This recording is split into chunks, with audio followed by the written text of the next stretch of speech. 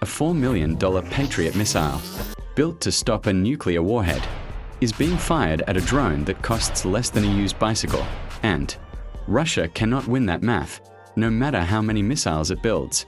Meanwhile, 6,000 kilometers away, on a submarine base in the Pacific, Russian sailors are quietly hanging fishing nets over their nuclear submarines. Not missiles, not radar, fishing nets. This is the Iron Atlas, where we go beyond the headlines and break down the strategy the world isn't talking about. For most of this war, air defense has followed one brutal rule. Whoever spends less per kill wins the long game. A Shard or Geran 2 drone costs Russia somewhere around $20,000 to build. A single FPV kamikaze drone can cost as little as $500. Now put that next to the weapons meant to stop them. A NASAMS interceptor running over $1 million. A Patriot PAC-3 closer to $4 million. Every single intercept, even a successful one, is a financial loss dressed up as a victory. That math was always going to break somebody. What almost nobody predicted is that the fix would come not from a laboratory, but from a fishing boat. So here is how a $50 fishing net actually beats a technology arms race. And it starts with a machine that looks almost too simple to matter. Built on the Windfly 10 Hunter chassis. The Windfly Spider is a Ukrainian interceptor drone that climbs to 5,000 meters, moves at speeds up to 160 kilometers per hour, and can be airborne in under 3 minutes from a cold start. It does not carry a warhead. It carries something called the Karakurt K2, a net launcher weighing just 210 grams, connected by nothing more exotic than a USB-C cable. That fires a pressurized 3 by 3 meter mesh of nylon and Kevlar across a gap of 3 to 5 meters. The moment that net makes contact, a Russian reconnaissance drone, Azala, a Supercam, an All-in-10, has its rotors fouled in an instant. No explosion. No $4 million price tag. Just a tangle of rope doing what missiles were built to do at a fraction of 1% of the cost. One shot from a Karakurt K2 costs Ukraine roughly $27 to $30. Read that number again, and then ask yourself how any economy, even one as large as Russia's, survives a war of attrition against a weapon that cheap. But the sky is only half the battlefield. On the ground, Ukrainian infantry are using something called the Cheaper, a shoulder-fired net gun with no batteries, no electronics, no radio signature to give away a trench position, effective out to 25 meters against low-flying FPVs. Compare that to a soldier firing a rifle or a flare to warn of an incoming drone. Both light up the position instantly. A net gun stays silent, and silence on a battlefield saturated with drone reconnaissance might be worth more than firepower. Then there is the part of this story almost nobody expected, the intelligence windfall. When a kinetic weapon destroys a drone, the navigation computer, the optical gimbal, the inertial guidance board, all of it is vaporized in the blast. A net does something completely different. It stops the motor without ever compressing the drone's nose-mounted impact fuse, which means the warhead never arms, and the aircraft floats down largely intact. At facilities like Trophy Lab, Ukrainian technicians are pulling unencrypted GPS flight logs straight off captured drones, decoding frequency-hopping communication channels, and cataloging the smuggled Western and Asian components hiding inside supposedly Russian-made hardware. Every net that catches a drone alive is not just a kill. It is a data breach against the Kremlin's own supply chain.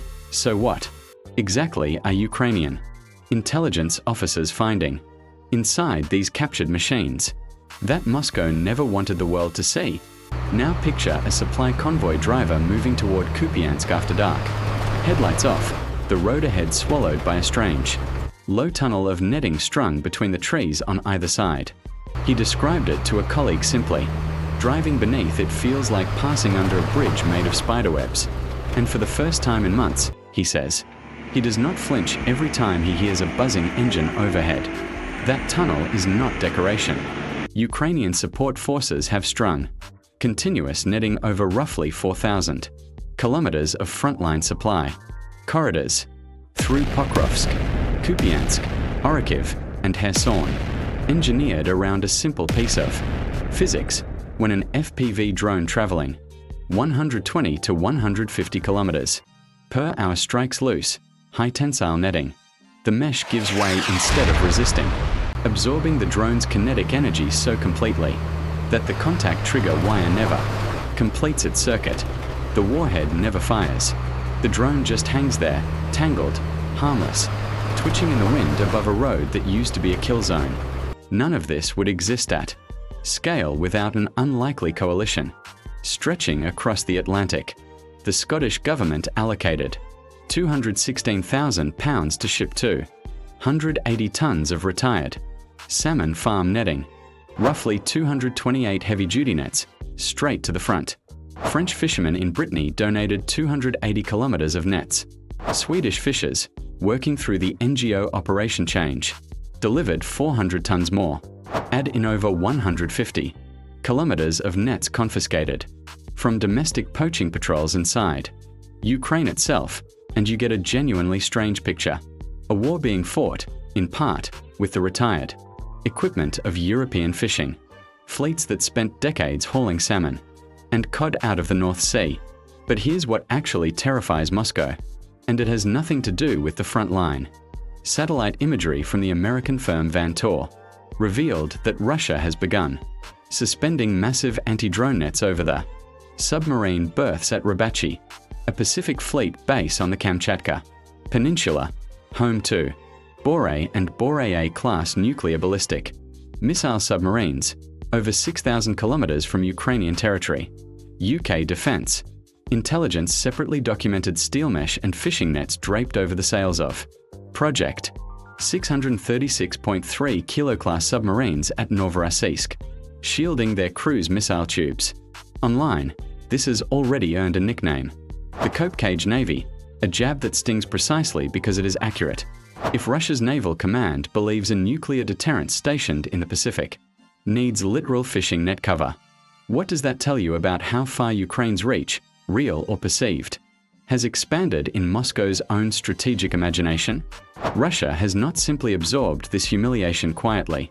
Reports describe a new countermeasure, so-called dragon drones, spraying molten thermite burning at roughly 2,400 degrees Celsius, deliberately used to melt through nylon net corridors moments before an FPV assault wave follows behind. It is an escalation that says something important on its own. Russia is now spending resources, aircraft, and thermite payload specifically to defeat a defense that cost Ukraine pennies per meter to build. That is the asymmetry working exactly as intended, forcing an expensive reaction out of a cheap obstacle. Step back, and the pattern connects to something bigger than nets and drones. Modern militaries have spent 70 years building deterrence around expensive, precise, exquisite technology. Aircraft carriers, stealth fighters, missile shields costing hundreds of billions of dollars combined. This war is quietly testing whether that entire model still holds when a $500 drone can threaten a target that costs 8 figures to build, and when a $50 net can neutralize that same drone in return. Defense planners in Washington, Beijing, and Brussels are almost certainly watching this exchange closely, not because fishing nets are the future of warfare, but because the cost per kill logic being proven in Ukraine has implications for Taiwan, for the Baltic states, for any future conflict where a smaller, cheaper arsenal might realistically bleed a larger one dry. Of course, this picture deserves a harder look before anyone declares nets a revolution.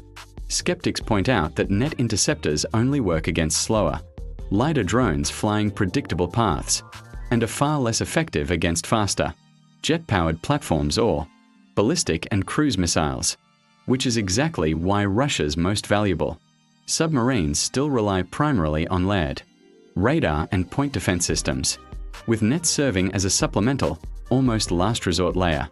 Others note that captured drone intelligence claims are difficult to independently verify and may be inflated for propaganda value on both sides. And realistically, nets do nothing to stop the deeper industrial question. Both countries can still mass-produce cheap drones faster than nets can be strung, meaning this may only be a temporary tactical edge rather than a permanent solution. It is a clever countermeasure, not a war-winning weapon, and treating it as more than that risks missing the bigger picture entirely. So which future actually plays out from here?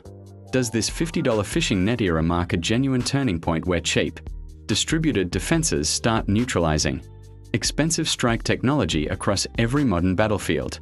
Or is Russia's thermite drone response proof that this is simply the next 48 hours of an arms race that will keep escalating regardless of who wins this particular round?